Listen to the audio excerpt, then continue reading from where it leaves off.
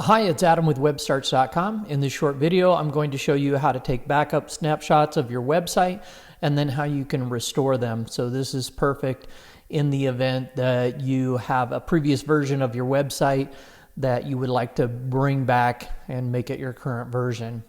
But before I get into that, I'd like to invite you to tap the subscribe button and also ring the notification bell. That way you'll be the first to find out when I release a new video on internet marketing, search engine optimization, and web design.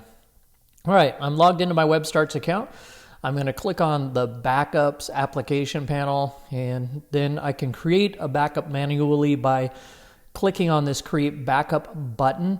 When backups are enabled, you're automatically going to save a backup with each change that you make to your website within 24 hours. So you'll never have a version of your website that hasn't been backed up within 24 hours.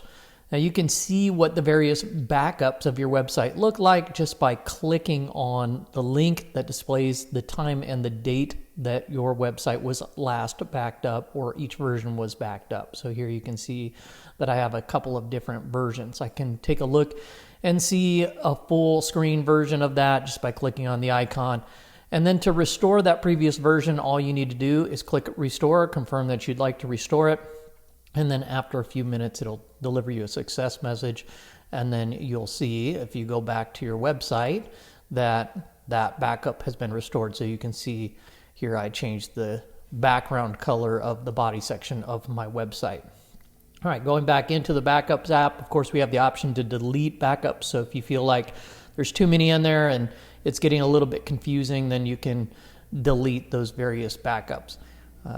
Here again, I'm going to show you, you can preview what these backups look like just by clicking on them, just like that. All right, that's it for this video. Hope you enjoyed it. Again, tap the subscribe button and enable the notifications to see more videos from me, and I'll see you next time. And don't forget to visit webstarts.com to create your very own free website, online store, or blog.